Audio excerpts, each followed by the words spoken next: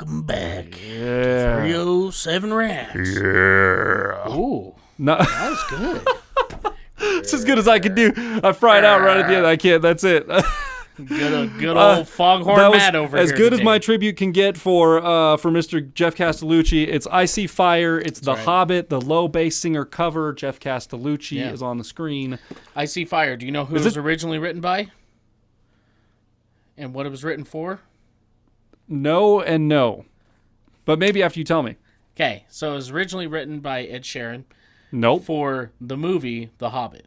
Nope. So the song's basically about... I don't know if I ever saw The Hobbit. Oh, you should say there's 3 parts. Nope. See, I don't think I ever saw it. I saw the Lord of the Rings stuff, but I Yeah. don't think I ever saw that because The Hobbit came afterwards, right? And they did like the 3 Hobbit movies. As far as the release, yes. Yeah, Like, right. The Hobbit Not happens before. not in Like the timeline. not chronologically. Exactly. But yeah. Oh my God, everyone's mad. Sorry, Everybody's mad. you guys are in an uproar. It's not really Yeah. that important. Sorry. So Ed Sheeran did it for the Hobbit movie. Yes. Okay, so now Geoff Castellucci is going to do a low bass singer cover of it. And I don't believe... Maybe Ed Sheeran does sing it in the movie. I don't remember. But I know he wrote it. Okay, So. cool, great. Well, I that's used to do a cover of it when me and Logan had our little country thing going. Dude, it's a lot of fun. I'm interested A lot of fun. now that my brain is going to make the comparison between like Ed Sheeran, like Ed Sheeran, I see fire. yeah. And then Geoff Castellucci like, Yeah. But the song's basically about a dragon destroying the city, and you're just kind of watching it all happen. Trogdor. Got it. It's pretty okay. dope. Great. All right. Well, with that, should we just Let's get into get it? it. If you guys want to help us out, please hit that subscribe button. If you want to go a step further, there are affiliate links. There's a Patreon. There's a straight up PayPal link down in the description. That's And all if we're you asking want to for. go a step further than that, let's make sure the mics are recording. Oh, I'm pretty sure they are. just for whatever I think I got reason, them, dude. I'm pretty sure I panicked. got them. Okay, Nah, dude, we're good. Yeah, I Okay. got them. I'm on it, bro. I got just had it. a small little panic. I'm like, fuck. Monitors I are down. don't remember. Mics are recording. Everything's good. We need Good to like an go. on-air clicker. Somebody send us do. an on-air clicker. That's our next investment. Let's go. Here we go. Professional. Oh, misty eye of the mountain below. Okay. Okay. Well, fucking excuse me. Oh, I knew it, dude. Right off the bat. Just. Come on, man. Why you gotta do me like It's that, a good bro? thing we didn't have Like- the headphones turned up any louder. It'd be like rattle the whole chair in pieces, dude.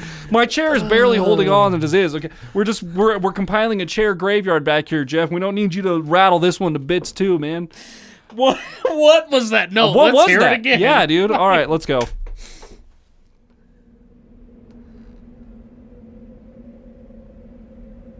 Oh, misty eye of the dude. mountain below.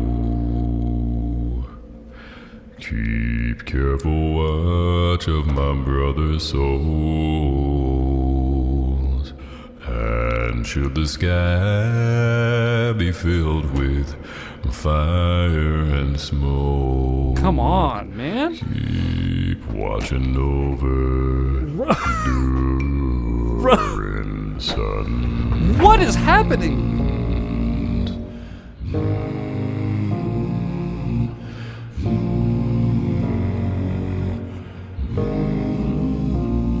If this is to end in fire, then we should all burn together.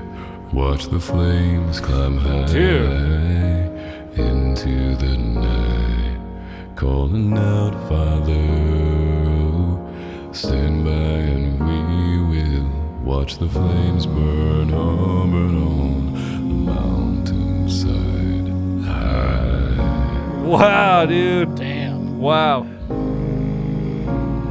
And if we should die tonight, then we should all die together. Raise a glass of wine for us, calling out, Father, oh, prepare as we will watch the flames burn on the mountainside. Desolation comes upon the sky. Now I see fire inside the mountain. I see fire burning the trees trees I see fire, hollow in souls I see fire, the blood in the breeze. I recognize it now that he's into the kind of Yeah. chorus thing, I guess. I don't know, but yeah, I recognize it now. Yeah. Not obviously not in this range, but No. dude, Like- holy moly. You can tell that some of these notes are the Dude, he's like bottom almost of his whispering. range. Like he's almost whispering or whatever it is, whatever that thing's He's called. really working for Yeah, some of those. yeah. But I mean, fair enough. Like how? Yeah. I can't get down there. Not even close. Not even close. Not bro. even close. Like, What? do the 88 keys on a piano reach that low? I don't even have a I would fucking love clue. to see his because obviously to get this to capture those notes that clearly, like our mics come through pretty clearly. We have a little bit of compression on here, and I have some acoustic foaming in the room. Like a lot of you guys would say, like, "Oh, your room's covered in it." It kind of is, but it's all like little, real thin foam. So like. Overall, it's not that much because it's only really thin. So you can definitely tell there's a difference in the room. But I would assume to capture your low notes that clearly and to not have any outside noise, you need a pretty quiet place. Yeah. Now, I think you could probably get away with, like, if we had to, I could probably take one of these mics back in, like, our closet. We have Yeah. that walk-in closet that has clothes on three sides of it, Yeah. sides of it, put a big pad behind it, and it would probably do the job. probably do the job, Probably do the yeah. job. I would love to know, like, how he captures and, like, what his compression is. And, like, because, I mean, he's got to be, like, because he's not singing very loud, right? So Yeah. you can tell he's probably pretty close to the mic, which also helps Right up. with some of that low end. And, you know, that's called proximity effect. Yes. But, yeah, so that helps with some of it. But at the same time, like, I don't know. He's just able to. It's just super clear, and I would love to see the process on it. If you guys know, if you guys have a link to like maybe some behind the scenes, I know Geoff clips. does some, like, he did a brief thing talking about how to, like, sing subharmonics. And basically, if you can sing the note an octave up, you can vocal fry the note an octave down. Now, it takes Right. a little bit of practice to land there every time. But he's admitted, he's like, dude, sometimes I struggle with it. When I'm in the studio and he shows a little clip where he's like, fucking, oh, that wasn't it. That wasn't it. And then, so he'll sit there and run through it a couple Yeah. times. Okay, yep, that's the one. Yeah. But, I mean, when he was showing that example, that little clip, it looked like just a microphone with the little pop filter and then in just a regular bedroom with a laptop. And, I mean, it came across pretty good, but, I mean, there's some mixing and mastering that goes into all of that. And everything, And I'm but, sure there's some noise gating and things like that. whether that he happen. regularly records there, I Right, don't know. right, yeah. That was just the one tiny, maybe 4-second clip I saw. I'd be interested to know how he does it, and would also. It's also surprising. You'd be surprised what can act as sound dampening. Bookcases, a pile of laundry in a laundry hamper, like Mattresses. mattresses, like weird stuff that like you wouldn't think to use right off the bat, but some like it guys does are work. using Furniture's like great. to like save all your egg cartons, like, and they're stapling them to their walls. That and one's shit. more of a myth than anything, but that's kind of like that's kind of like this stuff. The Yeah. egg cartons kind of work like this. They're very thin. They will do something, sure, Yeah. because you're putting more layers on the wall. That's just physics or whatever. But like, they're not like the most efficient thing in the world. So like, you know, just spend the money and get a little padding. Yeah. But yeah, I would just interested. Let's keep going. And I hope that you remember me. Oh, get a little percussion going on. Some piano.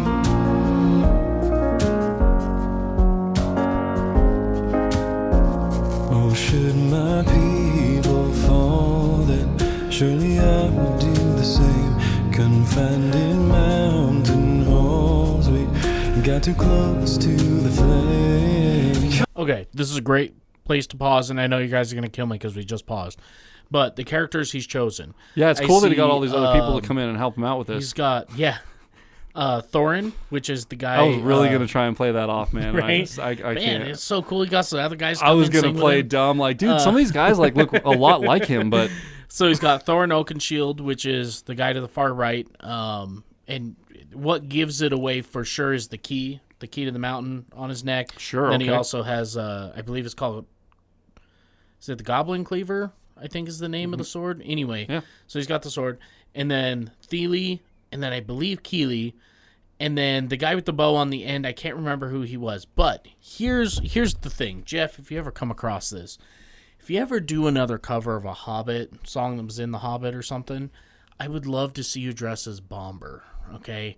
Bomber is the really big dwarf. Okay. And every time he's eating something, every time you see him stuffing his face with cheese or something, That sounds like that would be so great. that to sounds see. like a very voice play kind of thing. So like right up their alley, right? So I just one of those things. I was like, wait, where's Bomber? yeah, okay. Anyway, let's carry on. Then surely I will do the same. Confined in mountain halls, we got too close to the flame. Calling out, Father. Whoa, okay. That was cool. Hold fast and we will watch the flames burn on the mountainside. Wow, man. Desolation comes upon the sky. Now I see fire inside the mountain. I see fire burning the trees. I see fire hollowing souls. I see fire and blood in the breeze. And I hope that you remember me. I hope that you remember. And if the night is burning, I will cover my eyes. For if the dark returns, and my brothers will die. And as the sky is falling down, it crashed into this lonely town. And with that shadow upon the ground, I hear my people screaming out. Now I see fire. Okay, hold on. I'm sorry. I have to hear this one more time. The delivery of the word shadow. Okay. Listen to this. Crashed into this lonely town, and with that shadow upon the ground. That shadow upon, and he hits That's that good. D really Yeah. hard. Shadow upon. I'd never heard it. I was like, That's good, yeah. wow, and it really helps build this next section. Uh-huh. To this lonely town, and with that shadow upon the ground, I hear my people screaming out. Now I see fire Wow. inside the mountain. I see fire burning the trees. Wow. I see hollowing souls. I see fire and blood in the I'm just gonna. trees. And I hope that you remember me. I hope that you remember. And I hope that you I'm just gonna throw in the nonchalant 4-octave jump really quick. Hey y'all, thanks so much for watching. Damn. I See Fire from The Hobbit, The Desolation of Okay, Smaug. okay, hold up. All right, where are we at now? Jeff Castellucci? Right now. Look on the wall. We got some plaques. We also got headphones. It looks like maybe some. Over here we got maybe a keyboard, some monitors turned on the side, some sound padding thing right here. Potentially, yeah. Yes, it's what it looks like. Oh Maybe- yeah, he's got a whole sound wall. It's like in sections. And Yeah, he's shit. got what Okay. do they call those? God damn it, what do they call those? Baffles or something like that? I can't remember. You told me one time what they were called, and I was like, dude, I would have never Can't guessed. remember. I always forget the name of them. So, and then one of my recording guys says them. Yeah. I'm like, oh yeah, that's them. Yeah. I think they're baffles, but I can't be 100% sure. But yeah, sure. percenta. But yeah. All right. Anyways, all right. Perchetta. Let's keep going. I hope you loved it because I'm pretty sure I still have glue on my face from all of the makeup. As always, these videos would be impossible to make without viewers like you and Yeah, it all looks the like maybe lovely he folks records over right there. on Patreon. And just to Got a name microphone few right there. of my favorites: Huldra Draco, Christy Jones, Sarah O, Laura Mueller, Patricia Schumann, Debbie Goodling, Carl and Melanie Thomas, Osa M. Lagnestall and Dorothy Brune, and of course Deb's Badger. Comment below and let me know what you'd like to see next, and I will see you soon. Did we do the Misty Mountains of Hit? I don't think we did. This one? Yeah, I don't think we'll so. Have to hit that one day. I thought we had a Misty Mountain reaction on we our did, page. and I think it was Peter Hollins and. Did you see what happened? I Humphrey? clicked once and it went to 6 different videos. Oh, I didn't. Oh, yeah. Anyways. We landed. Yeah, it was Misty Mountain with Peter Hollins. I remember that. Peter Hollins was in it. 4-octave jump, and there was a section in the middle of this one. I couldn't help it. I couldn't help but picturing in the middle of this, like you just, like being like a random guy chilling at a local campfire or whatever, and then these 4 dudes across from me, all of a sudden they start singing this shit, and it turns into this big production. And they're like these a cappella masters, and you're just sitting there like had no idea. You just stumbled upon this, and you're looking across like you're just cooking your sausage, like the forest behind them starts changing colors and shit, and you're just like, what the hell is going on here? And then witchcraft. like they stop singing at the end, and you're like, can you guys be quiet? I'm pretty sure there's bears and shit out here. Like, it sounded great, but we might get eaten. Did you guys see it? How'd you make the trees change colors? Like, I couldn't help myself. My brain was just there. And I almost like burst out laughing for a second there, because I was locked in the moment. And I was just like, that would be so random. The great thing, and I've never took this moment in the movie into consideration until you just brought up the scenario right here. In the movie, there is a couple sections when they start singing Misty Eye of the Mountain, right? Or Misty Mountains. They're in Bilbo's house, right? And Bilbo doesn't know these guys. Gandalf invited him over to try to get him into this adventure, right? And so they're like wrecking his whole house, and he's all upset because they're using doilies as napkins. They're wrecking his stuff, yeah. Yeah, so anyway, they finish eating dinner, and the whole place is just a wreck, okay? Well, he's like, what am I going to do with all these dishes and stuff? And they're like, oh, you mean this one? He throws it, right? And he starts to panic. Well, one dwarf catches it, and then they have this whole elaborate thing where they're throwing plates and shit everywhere and cleaning them and all this stuff. And they start kind of singing a song. And he's sitting there in his kitchen with all of his shit flying everywhere. Around his head. Listening to these guys sing, just trying to, like, take it all in. Right? Bilbo's that guy. They start singing Misty Mountains, right? And he has the same thing. He's like, he doesn't know these dudes. He doesn't really think of them as fantastic singers, because the first time he heard him sing, it was like just a weird party, like, we're just going to clean up and shit, right? And then he hears them sing this really sad, soulful song about wanting to go back to their home in the mountain. And he's just like, I don't feel like I should really be here. You know what I mean? Like, this is a real intimate singing moment with the boys. It's one of those weird, like, what is happening? Okay. But yeah, so like, now that you've said that and brought up a scenario where you're just a guy at the campfire, just the random, like, I'm gonna have to rewatch that movie and keep that mentality in mind and watch Bilbo for sure. Watch him. Yeah, watch him just like what? Just take it all in. Really feel for the guy, you know. Yeah.